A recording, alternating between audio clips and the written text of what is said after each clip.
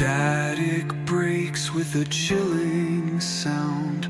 A voice from 6 feet underground. Was it murder? Was it fate? Either way, it's far too late. Welcome to the whispers. Welcome to the screams, where nightmares live and silence dreams. From twisted minds to restless souls, we chase the truth through blackened holes. Mysteries of the underworld, where fear takes hold and never lets go.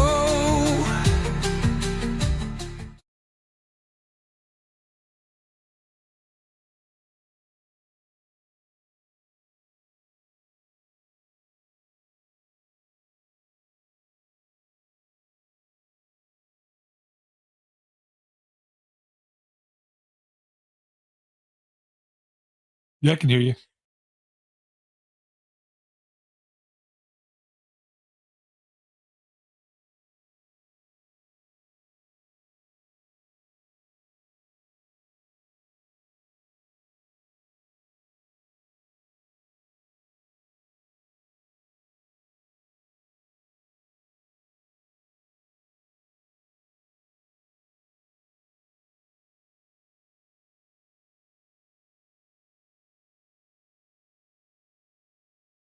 Oh, decoy.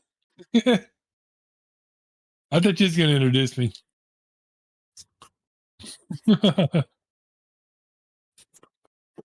Not too bad. A little on the busy side, but not too bad.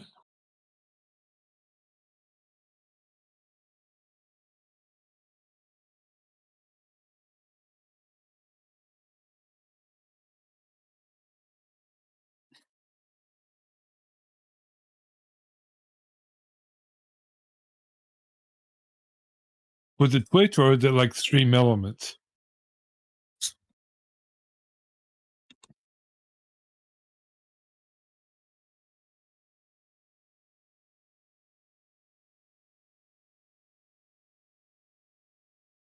Those foods or those meals aren't too bad.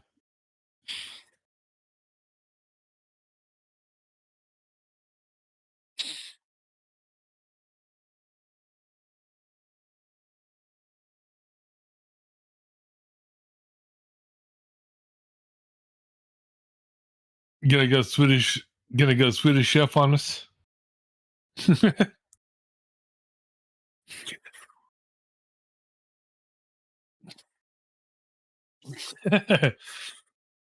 thought about doing one for barbecue, but it's always a pain in the royal butt keeping the grill clean and everything. It's like, nah, I'll pass. And besides, I think there's only one way you can only cook a frozen hamburger.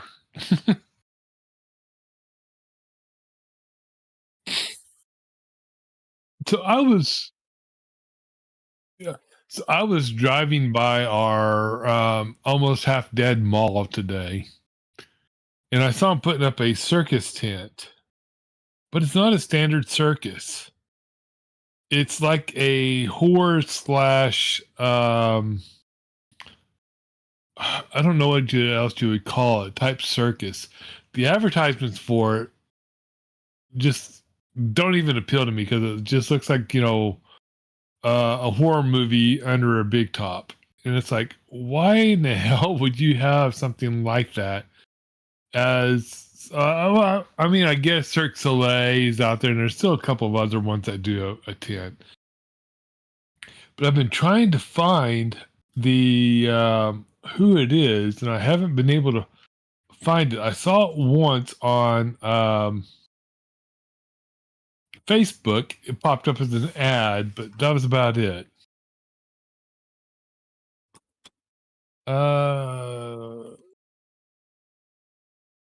Paranormal Circus is the name of it, and it looks like that they're going to start on Friday in 2 days, but they're setting up the tents today. But yeah, I mean, it looks odd. I mean, the tents are huge and everything else. I mean, it looks like a lot of performers, but no. Um, just looking at trying to find the ticket prices now. They have three different levels. They have red, which is general, uh, black, which is preferred, and platinum, which is VIP.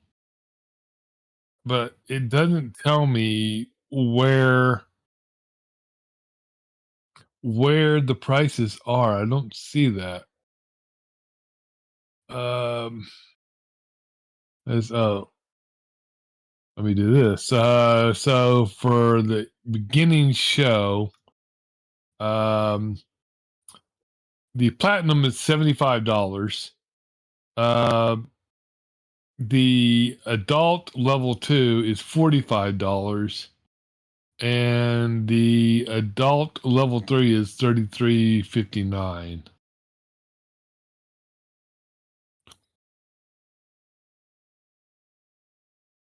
Let's see. So I'm trying to see if it tells me what they are. No, 59, 39.59.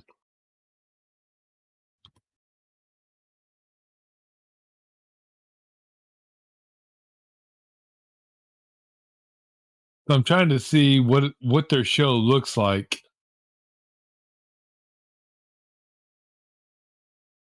I mean, I guess it's like a deranged Cirque Soleil.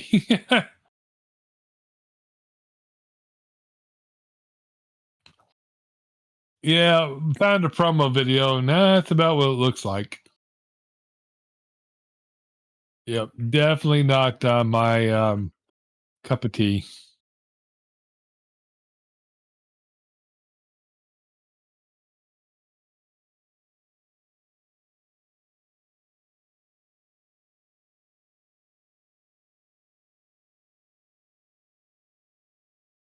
So, so where are you going on the 31st?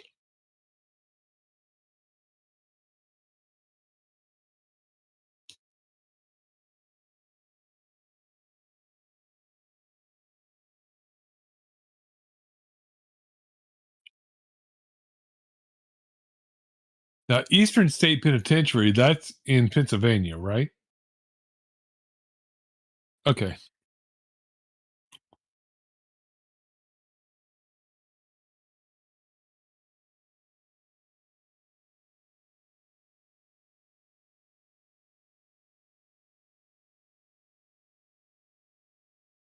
You gonna record it?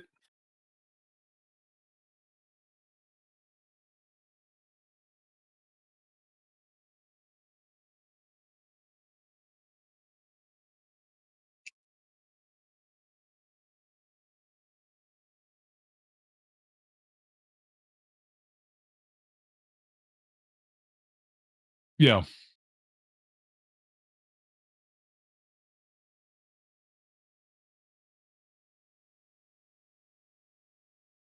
Okay.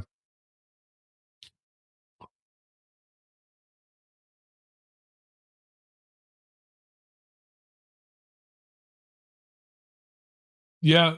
Um, paranormal. Hold on a sec. Paranormal is like hit or miss. Sometimes it does good, sometimes it does bad. I think it just depends on what the people's in the mood for. Unless the algorithm for YouTube really puts people down a rabbit hole, like it did me with the funeral industry.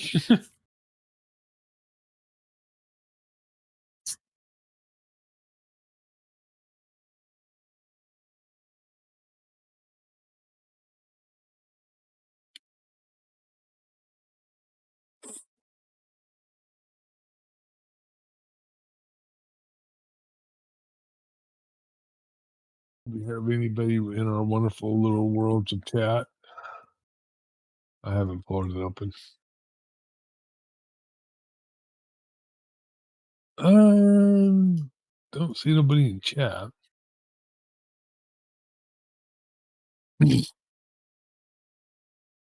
Getting a frog in my throat. So,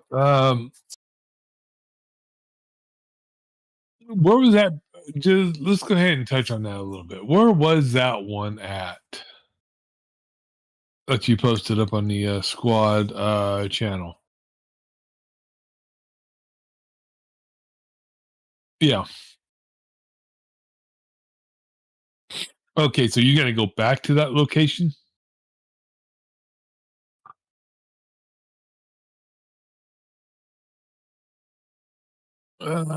23rd.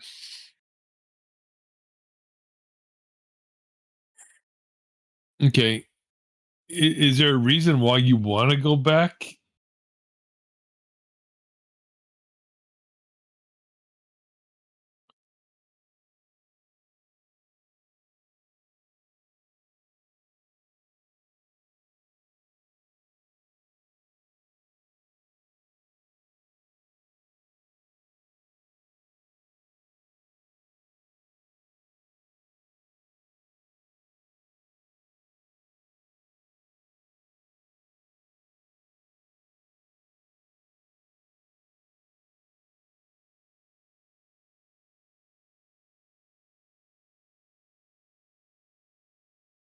Okay.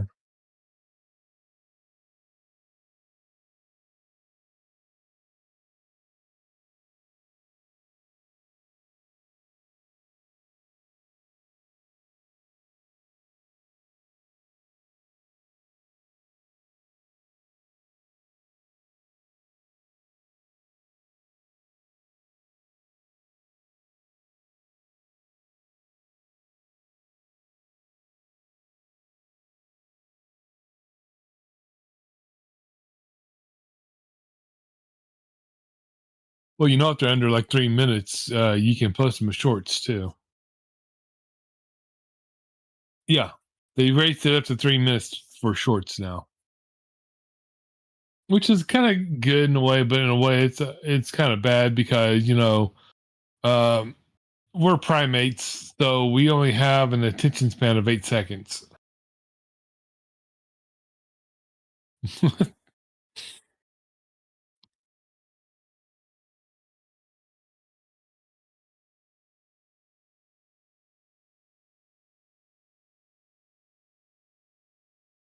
Yeah, I myself am not a big fan of watching shorts.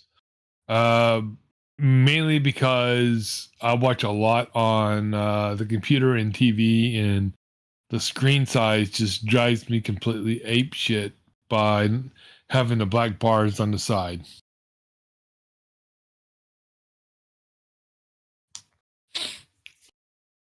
So I mean, every once in a while I'll find a good one, but most of the time, no. Give me the full 16:9 experience. Uh, so that is in Indiana, correct? The Randolph Asylum is in Indiana. Well, asylum slash infirmary. So, okay. I wanted to make sure I'm pulling up the right one here so that way I can find a little more about it.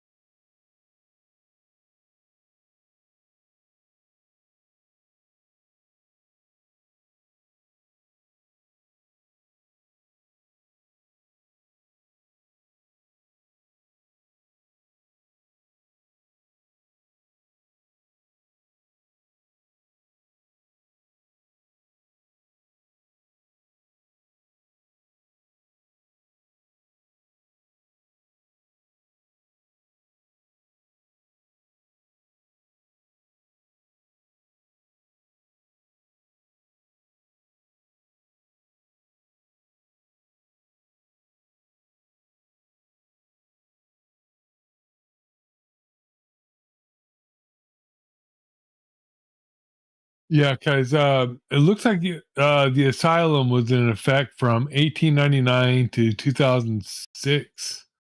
So it's pretty recent that it actually closed. I mean, it's not like the ones that closed like back in the 80s or the 90s. So, I mean, everything should still be pretty well maintained.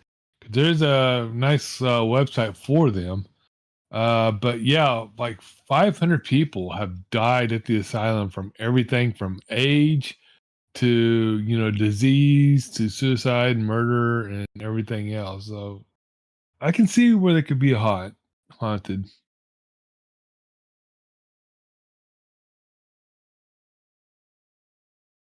Yeah, I'm on their official website looking at all of it. Uh, let's see. I'm trying to see the last uh deaths at the asylum here. It looks like one of the latest one was a guy that was 55. Uh, looks like died in 41 after being struck by an automobile as he walked behind a team of horses near the infirmary. So, I mean, if there's over 500, then there's got to be more than that on there. I think these might just be some of the more notable ones.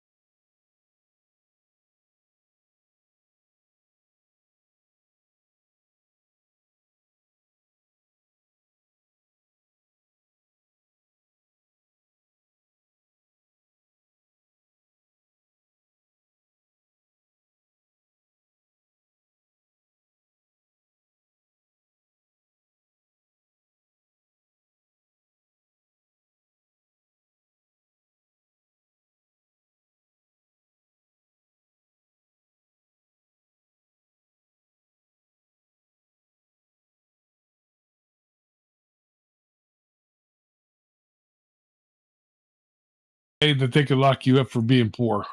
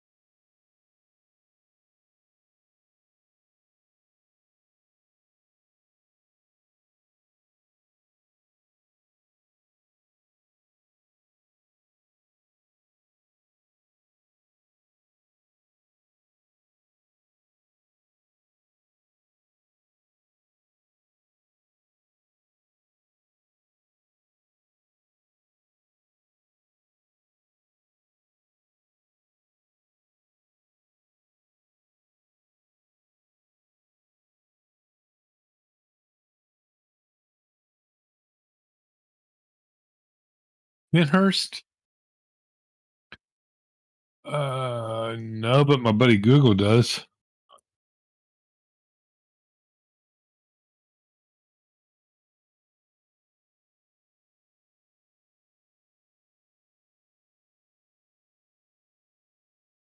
And I can't type where the crap tonight.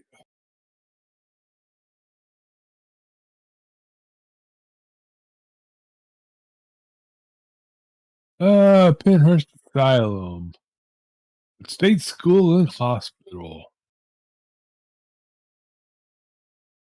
That's in Pennsylvania near Spring City.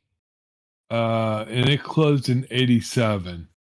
And that was after many, many, many years of controversy at the school.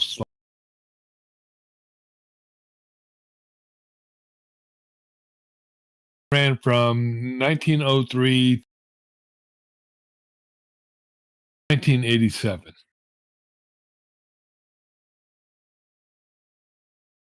And that's closer, looks like, to Philly.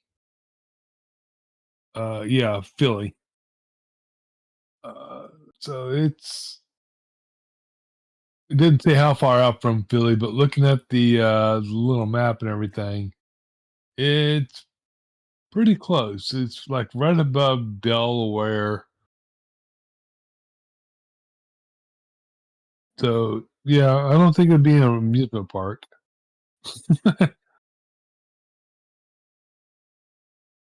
That's a joke because they had so many amusement park up there.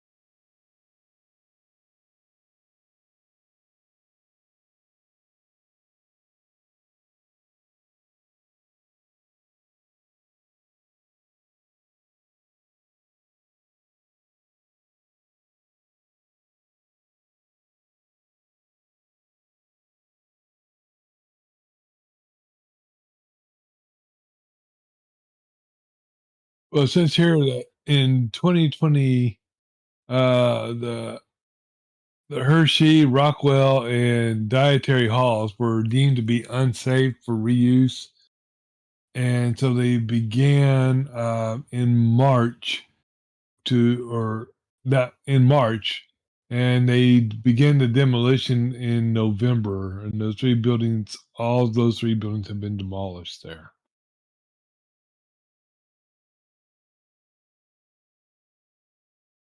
But they don't say if there's any paranormal activity within those buildings or not.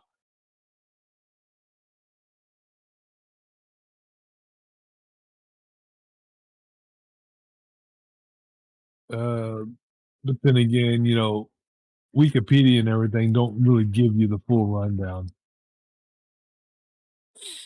They,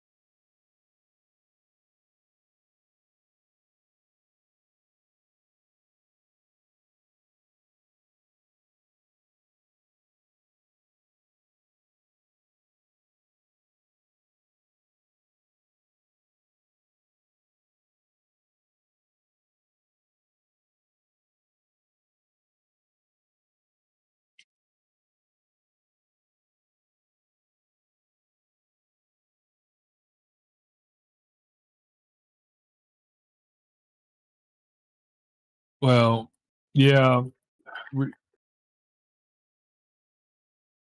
no, what that means is like special needs, autism, stuff like that. That's it's what they're or neuro divergent special needs, neurovergent, or autism or spectrum. Yeah,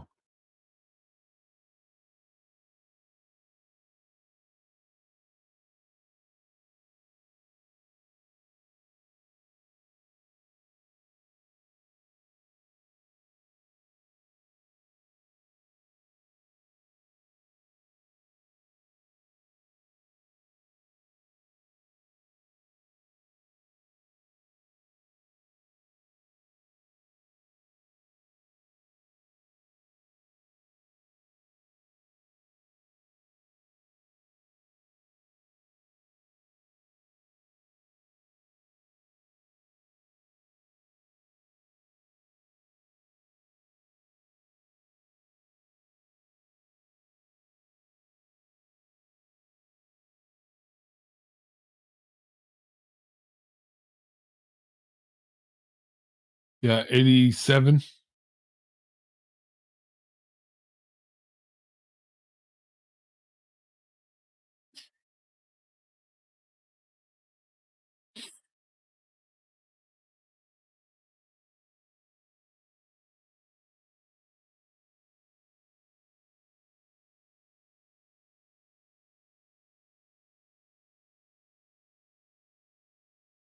Yeah, and I mean,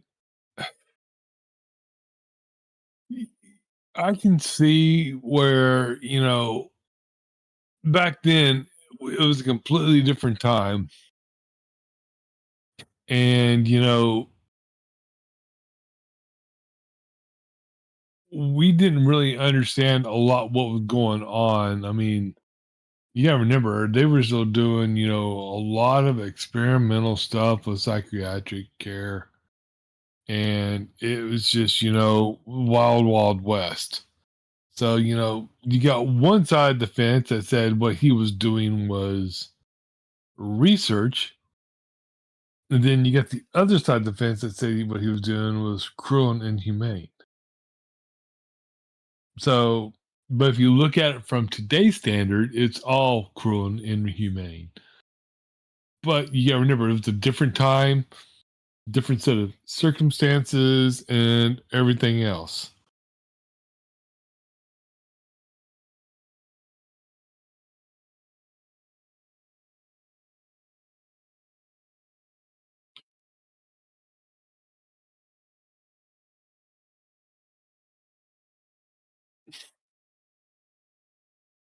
No,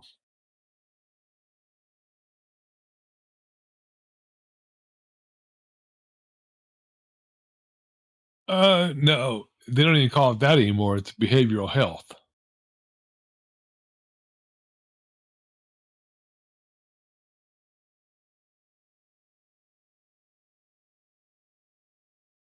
Um,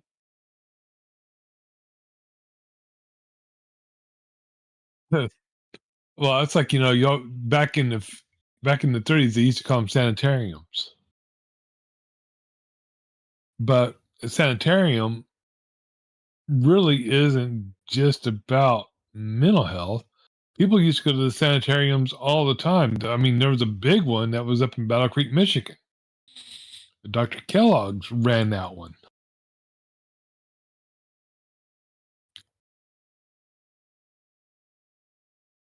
Mhm.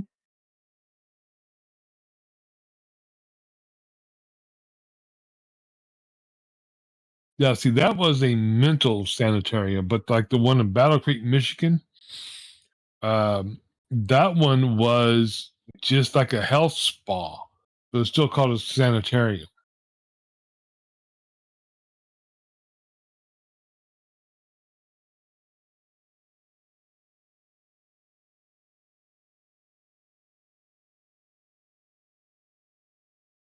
That's like, back before World War II, every company had a propaganda office because propaganda was basically PR slash advertisement. But after World War II, the word propaganda was dropped in favor for public relations and everything else because it sounded more friendly after her nobles and everybody else ruined it for everybody. Same thing with like sanitarium, asylum, and stuff like that. It you know it can still mean the same thing, but there are um, more easier words to use.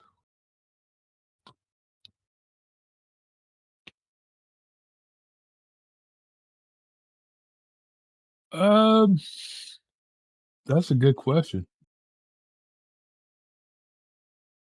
Let me see.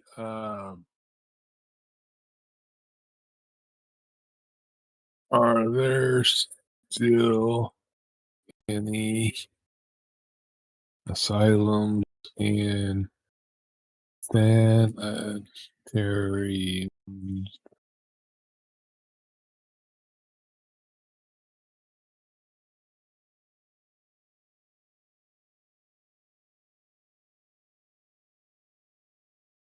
Oh, not a problem.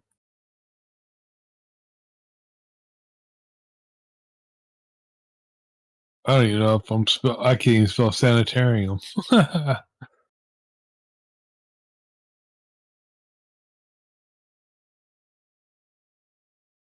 Sanitarium.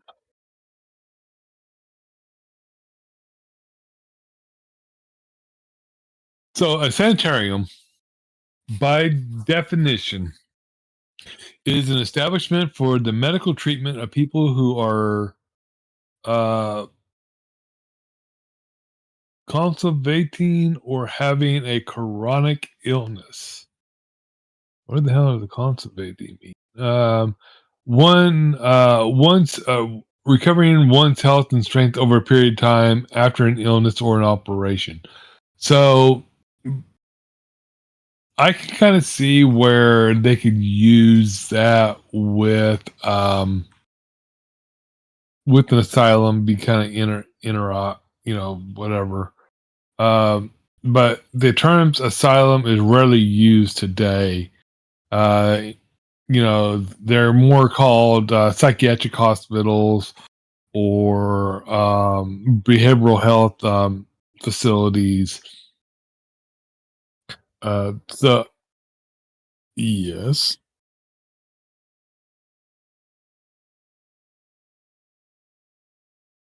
Oh, really? Because Can you even hear me in okay? It should be working now. was it not in on YouTube? I'm about Because to. I've been talking to you. I know. Yeah, it's working on Discord, but I'm talking about OBS. yeah. Oh yeah. Hold on, let me listen to this.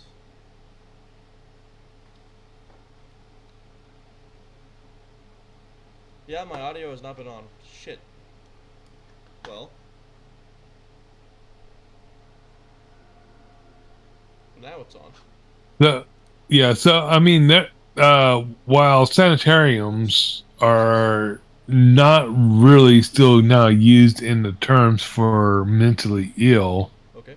there are still some um, Mic test. Mic test. Okay. kind of in a effect.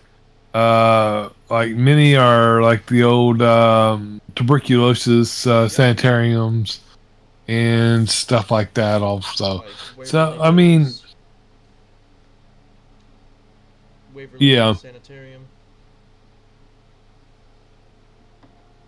So I mean,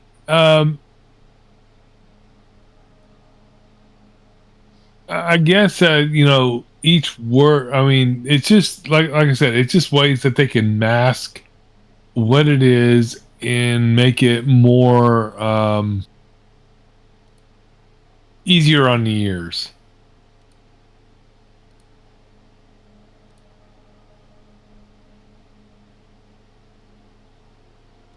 Okay, I think I fixed it. We should be good now. Well, that'll be the laughing matter of the next podcast. Nick doesn't have his audio on for 40 minutes. Believe me, you don't know how many times I've been on the front porch and it's like, no, Mike. That's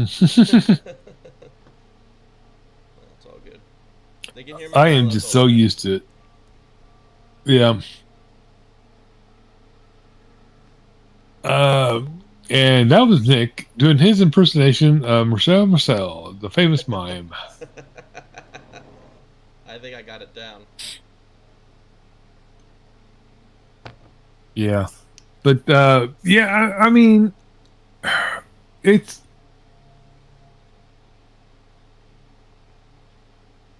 I mean, these are where most of the paranormal go, but there's also that one that's the old reformatory school that's in Florida. The name slips my mind, but it's supposed to be extremely haunted as well. You said you couldn't figure out the name? And no, I can't figure out the name. Give me 1 minute. Let me see if I can look it up here.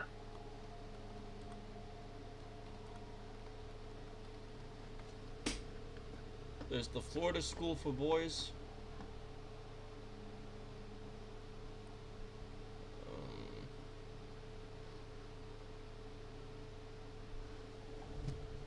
Uh, yeah, Florida Dozier, Dozier School for Boys.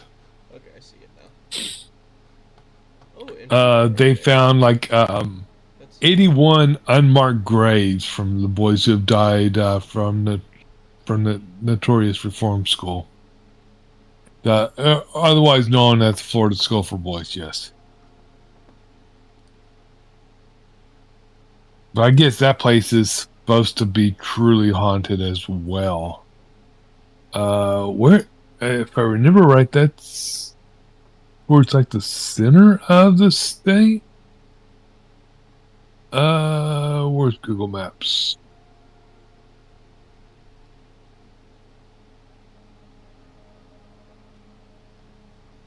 it's in the Panhandle, so it is between, or it's on I-10 between Tallahassee and I'm trying to see where the next big town would be. It's before Tallahassee if you come in from Alabama. Yeah, it says they had like 49 grave sites. Some of them had more than one person in them. Yeah.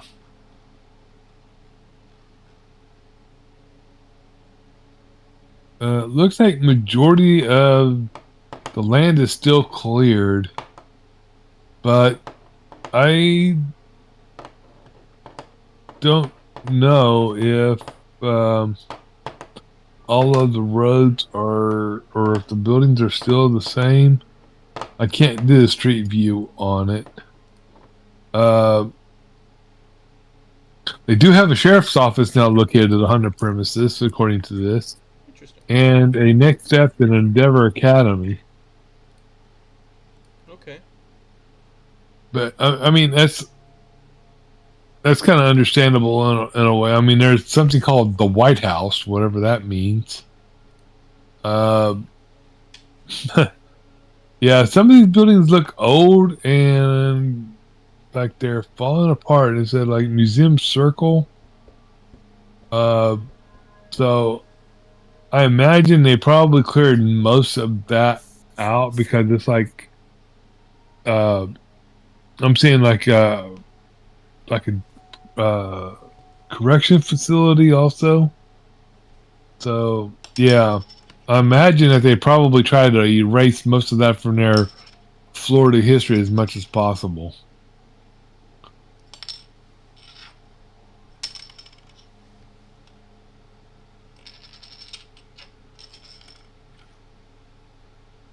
I mean, if I was them, I'd try to erase that from history. Oh yeah.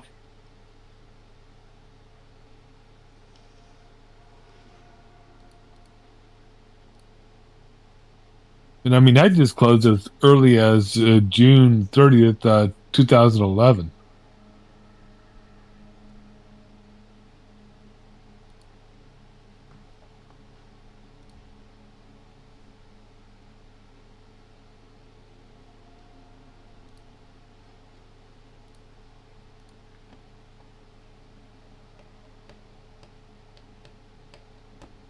Yeah,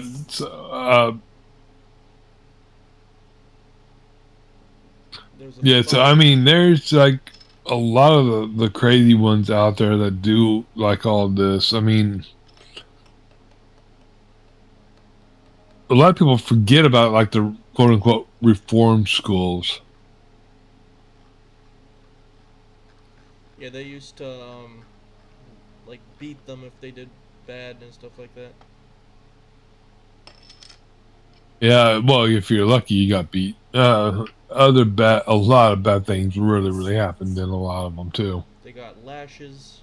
I assume that's by whip. There's one talk here But where some kid got what is it? 135 lashes. That's a lot. oh yeah, It's horrible.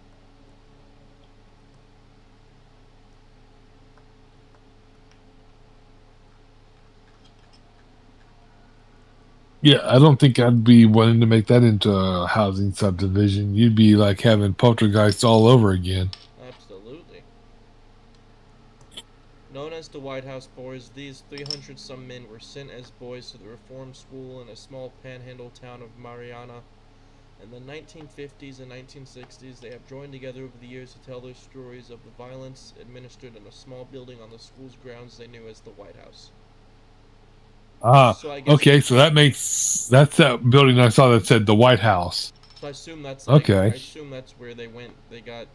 They went to get assaulted. yeah. Is the White House. Apparently, some 81 boys are known to have died at the White House, but where the remains are buried is a mystery that researchers are now trying to solve. There was a guy named Jerry Cooper, and he says, "You didn't know when it was coming," says Jerry Cooper, who was sent to the school when he was 16. "These were not spankings, these were beatings, brutal beatings."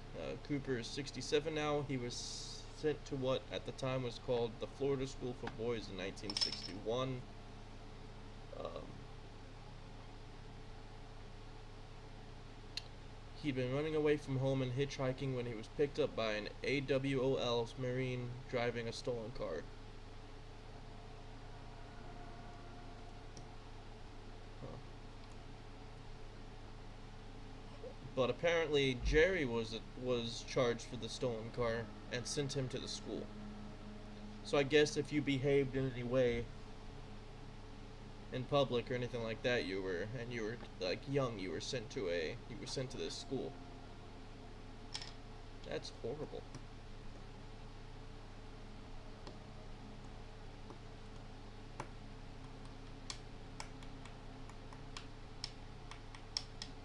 Okay, sorry about that. I had a little bit of connection issue. No, you're fine. Okay. But yeah, there was a guy named Jerry who went to that school, and he was hitchhiking, running from home. Um, he was caught, I guess, but he wasn't the one who stole the car. Yet he was charged with the car theft and sent to the school.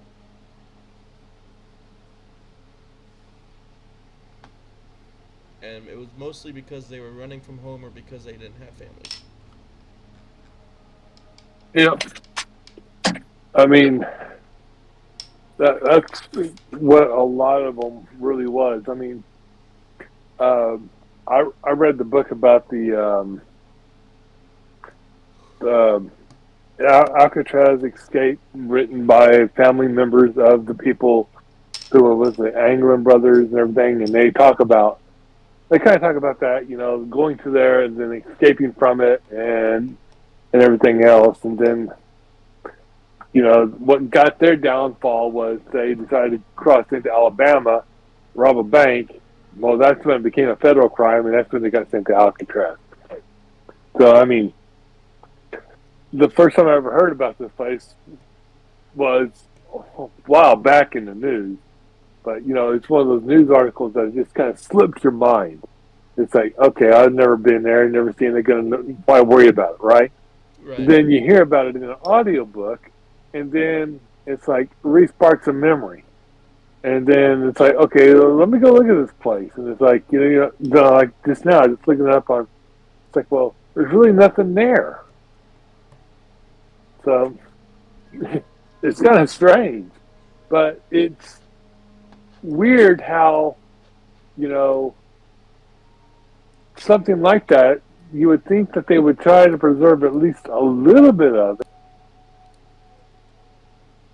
to the paranormal because of, it.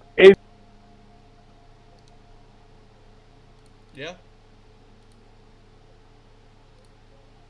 Yep. What's crazy is that the Jerry Cooper guy, the guy that got out of that school and survived and stuff like that. I have it pulled up on the stream so everybody can see it. Let me do this. But so the Dozier School for Boys has been known by several names. It opened in 1900 as the Florida State Reform School on 1,400 acres west of Tallahassee. Throughout its history, the school was known for its harsh conditions and brutal treatment. Over the years, a succession of reports and commissions called for reforms, but little changed.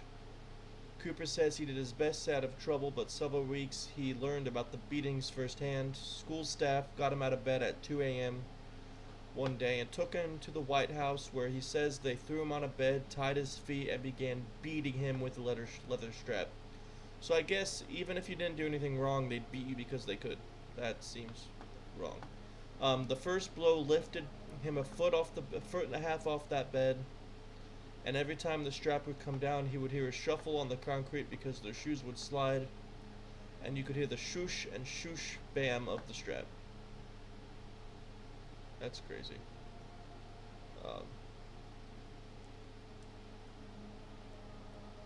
So you could just be minding your own business, doing your work, doing your schoolwork, doing what you're supposed to do, and they'd beat you because they could.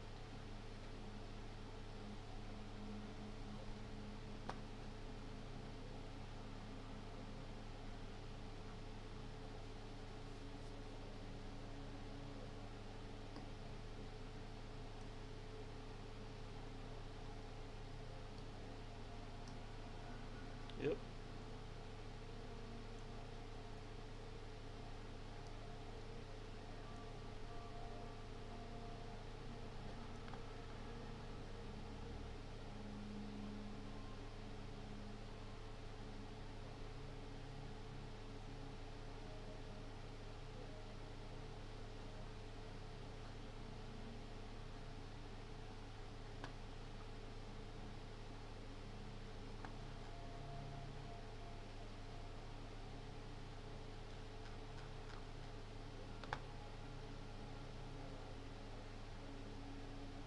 Yep.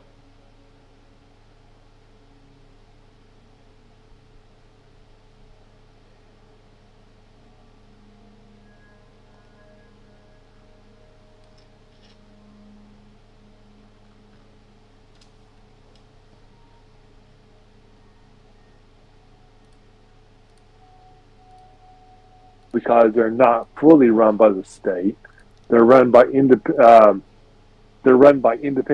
contractors. I mean, the contractor comes in, they build the jail, they get the sole source funding to run it and everything else. So it's like one man shop, which that's another thing that needs to be looked into.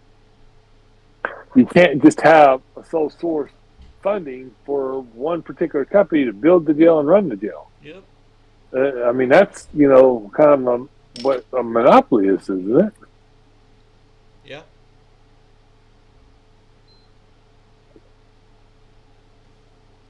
But the fact that they would just get you out of bed when they felt like it just so they could beat you, that just seems wrong. Yeah. I mean, it doesn't seem Hey. wrong, it is wrong. Yeah, it's like, hey, Joe, you bored? Yeah, sure. Let's go grab a kid. It's like, Yeah. And I mean, some of those kids were just like 8 or 9. They weren't like, they did nothing to deserve going there. well, I mean, that's what I'm saying. We don't know if it was, fully state ran at that time, or if it was a state institution run by a contractor. If it's run by a contractor, I mean, a state inspector may show up maybe once or twice a year, and if you threaten the kids with enough, to put on a happy face, or what's the kid's going to do? Exactly. Yeah.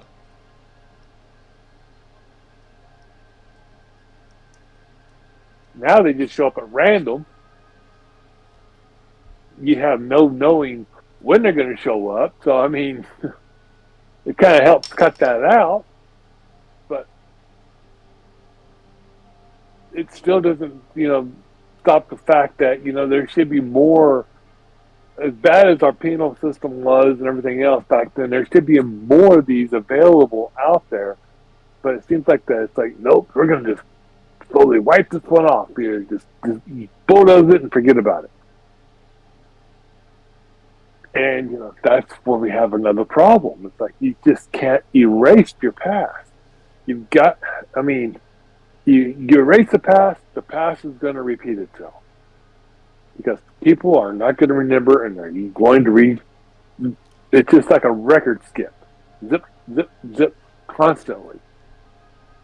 And that's where they need to stop and say, yes, we did wrong, but here's the problem. Good example, Joliet Penitentiary or Joliet Institution outside Chicago.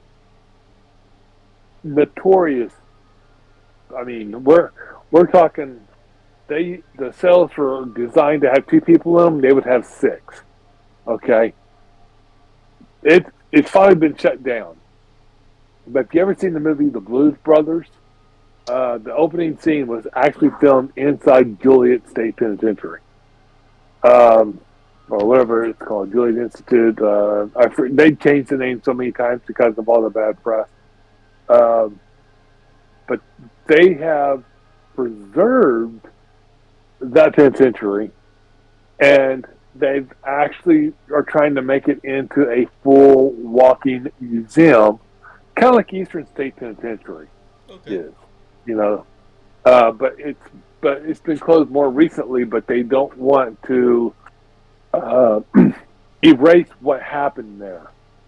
There's been a couple of fires since it's closed. Some of the buildings got destroyed, kind of like what happened with Alcatraz and the Indian um, reservation invasion, or what you want to call it, that happened in the 70s. Um, but they're leaving those buildings as they are after the fire and everything, but they're putting huge plaques up and placards and everything that's describing what the buildings were, what happened in the building. Like this was a machine shop, or this was, a work area, or vice versa. So that way, people would know what actually happened in those actual buildings that have been destroyed.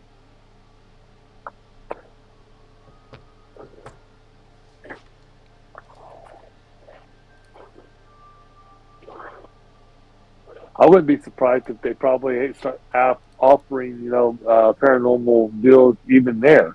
I don't know. I don't know how many people probably died there or not, but I mean, it's possible that somebody that might have been serving, a long term, may have passed on, and the spirit may have gotten sat there because they felt comfortable there. Exactly. I mean, you never know. Yeah, once you get used to a place, kind of like in that one guy in Shawshank Redemption, he got so used to, living at that prison, it became like a home for him.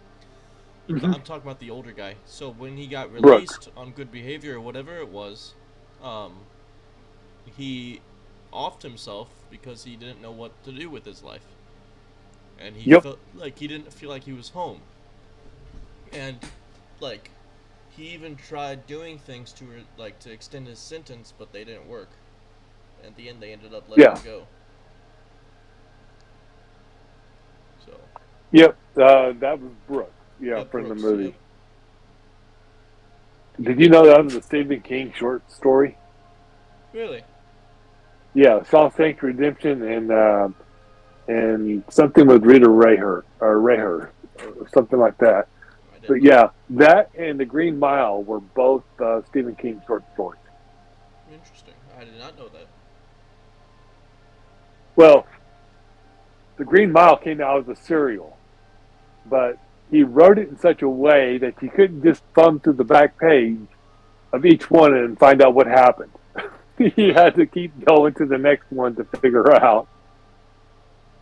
That kind of blew my mind on Stephen King, because normally his books are so much of a horror story. I don't want anything to do with his crap. One of my favorite books that he wrote was probably The Shining.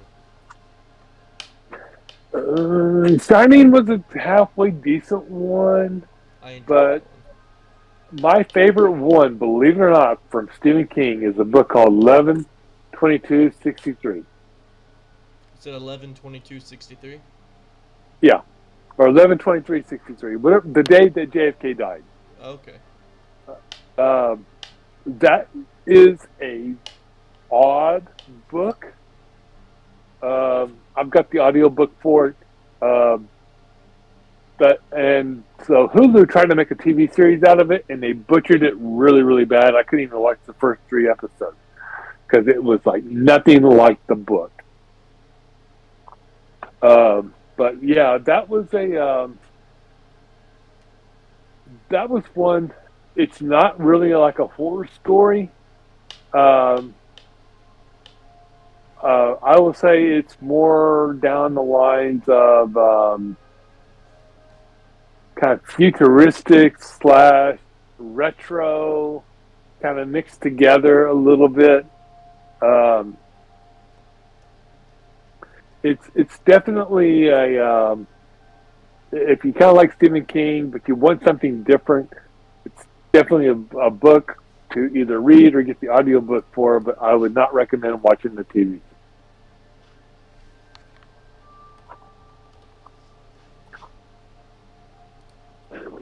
But It's been a while since I've heard that book. I need to re-listen to that one. have you made it to? I suggested a couple audiobooks to you. Have you made it to any of them yet? No, I haven't. I do have some of the. I do have enough credits. I think I need to get. I do need to get Raise the Titanic. I do need to get that one, and I believe you said the other one was Sahara. Yep, Sahara. Those were both of my favorite Clive Cussler novels. Um, they were amazing. They were an amazing read. I loved them, and I have. Hang on a second.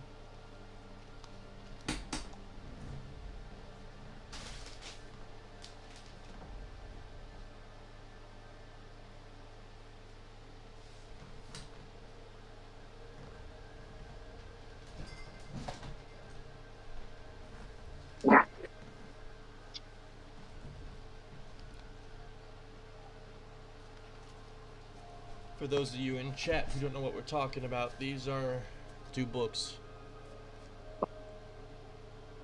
Yeah, Raise the Titanic, and I showed you the other day. I just finally got that movie.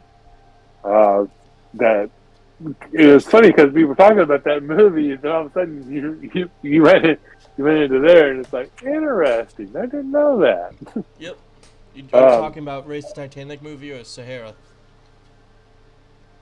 Raise the Titanic. Yeah.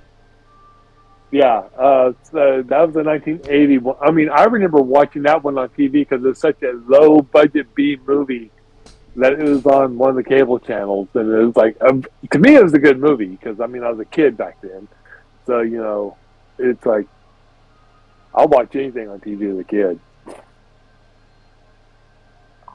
But yeah,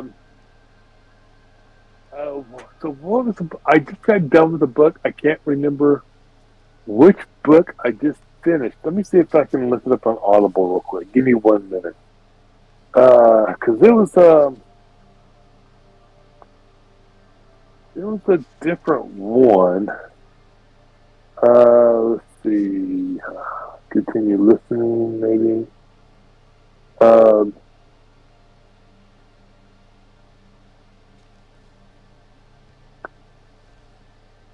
Well, I just not too long ago I finished "Smoke Gets in Your Eye" by Caitlin Daltrey, which she's a YouTuber that handles a lot of the deaths and the funeral stuff. She mentioned her book and everything, and this is how she got started in the funeral industry. She worked as a crematorium person, so basically load the body, get the ashes, all that. That's how she got her start, and that book kind of goes into that kind of detail on her. So she was a mortician. She is now. Back when she first started and everything, before she went to mortician school or death school, whatever you want to call it, she worked at a crematorium as a person that would go out and help get the bodies, bring them back, prepare the bodies, and for cremation and stuff like that. So, I mean, it was definitely a good a good listening, because I mean because a lot of people still swear up and down talking about it is taboo, and it's not really, because everybody has one goal in life: to die. That's not Literally. So that goal is not actually that high up on my goal list. It's actually kind of down there. So. Yeah. Well, no. I mean, if you stop and think about it, it's like we're running in a race. It's more of a marathon, but that's literally the finish line. Yeah.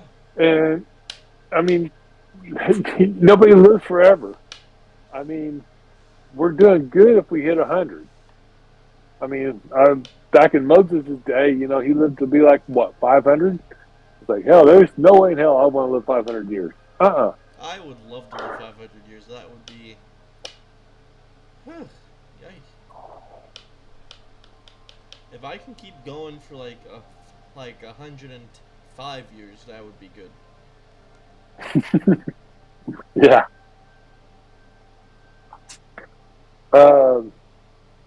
I don't know how a lot of these books got in my deal. I think they're free books. But it's like, because it's like showing me I've got like Forrest Gump. It's like, I never bought Forrest Gump. Where the hell did that come from? There's a book, Forrest Gump. I didn't know there was a book. Yeah. Yeah, Winston Groom is the person who wrote the book for it. Okay. That's one thing like me. I love. I think that's what it is. I think they changed their algorithm and everything. That they have a free book and just throw it in my library, because a lot of the books I've been getting lately have been the original books behind the movies. Um, Cool Hand Luke. I've got the actual book for that inspired the movie and everything for that. Then I've got like Wise Guy, which is the book behind Goodfellas. And yeah, the book is a little more detailed than what the movie did. Don't get me wrong, the movie's great, but the book is better. Let's see, what's another one? Oh yeah, In the Heat of the Night. That one's a rough read, or listen to it right now, because our society has changed quite a bit from when that movie and that book came out. But it's literature, history, and everything else along the way. So I still recommend it. It's like I said, you can't cover up the history, can't cover up the past, can't erase history. You can use it to learn from it. So that one is definitely one that I'm kind of having a hard time listening to. I can't listen to it all at once. So I'll listen to it for a little bit, stop, go listen to something else for a while, then come back, listen to maybe another chapter, stop, go listen to something else, and go back through.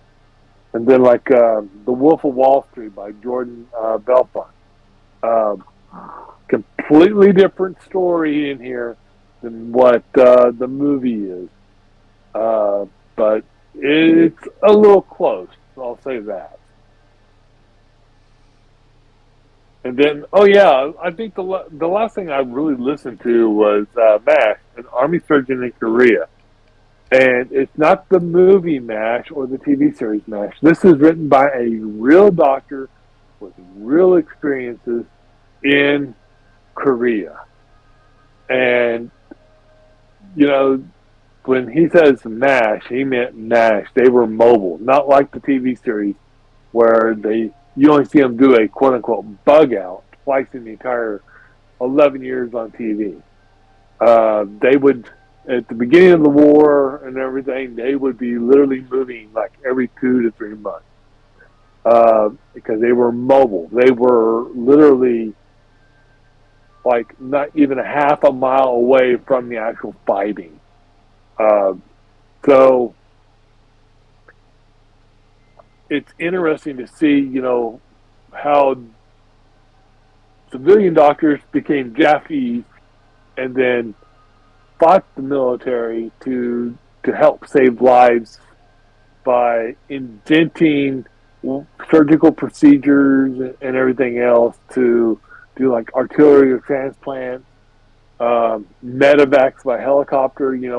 We take that for granted now, but that was all pioneered in the Korean War. Yeah, it's just I have a very wide genre of stuff I will watch or listen to because it just fascinates me.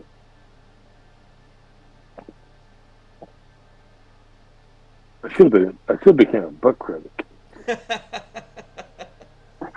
Well, unfortunately, that's all we got time for today. I appreciate you coming on the show tonight. Yeah, I didn't have anything better to do, and Yeah. I know that you were having some co-host uh, had other things pop up, and so it's like, yeah, I'll come in. Yeah, I That way appreciate you wouldn't just be stumbling through like I do on the front porch every once in a while. it. Yeah, it's always nice to nice to chat. It's always fun. I always enjoy it.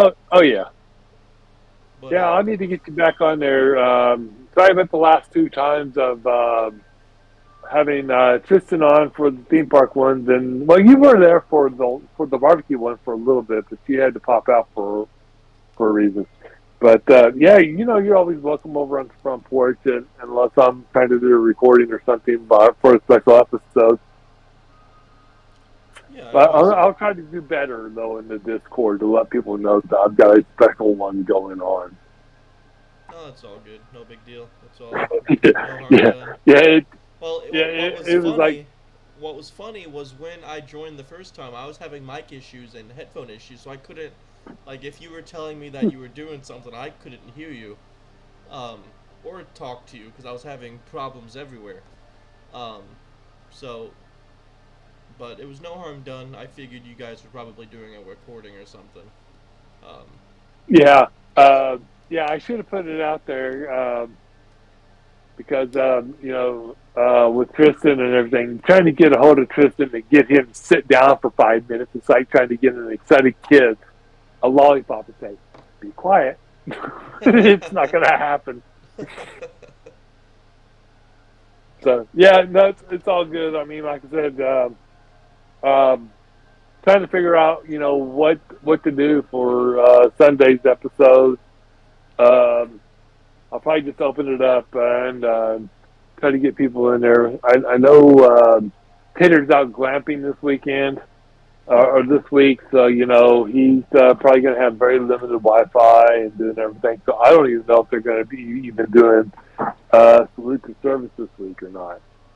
Actually, he said they are because two drunks aren't going to go live, so I think they are being. No, you're going to take over that slot, right? yeah, so I talked to Jess about it. She was okay with it. Although there was there was a little bit of confusion on it, because she thought I meant switch today for Saturday for our live, but I was thinking what I was trying to go for was having two mystery episodes this week, Oh, okay. and I was going to invite you to the one on Saturday too if you didn't have anything going on. Uh, I'll have to check. Being the weekend and everything, and definitely during summer, it may be a little hard. Maybe barbecuing, I don't know. Or I may be on a ladder trying to fix something on the house. Hopefully, I don't do a damn wily coyote and fall off. Uh, but you never know. If I'm available, yeah, I'll join if I'm available. Just ping me early in the day and let me know, or kind of remind me, because as BB says, my old timers and everything else kicks in, so it's like But yeah, just remind me and I'll see if I'm available or not. Absolutely. Well, like I said before, it was lovely having you. I love talking to you. Um, and I like it's always bad because when we start talking about books, we could talk about that stuff for hours. because we're both Oh. we both love books. So Oh yeah. So I might actually read Raise the Titanic again. I've been thinking about it. That's how good it was. But all right, guys, that's gonna do it. I'm Nick, Decoy. and thank you guys for watching. Hope you guys have a safe, healthy weekend, and I will see you guys on Saturday. Peace. Later, guys. Static breaks with a chilling sound. A voice from 6 feet underground. Was it murder? Was it fate? Either way, it's far too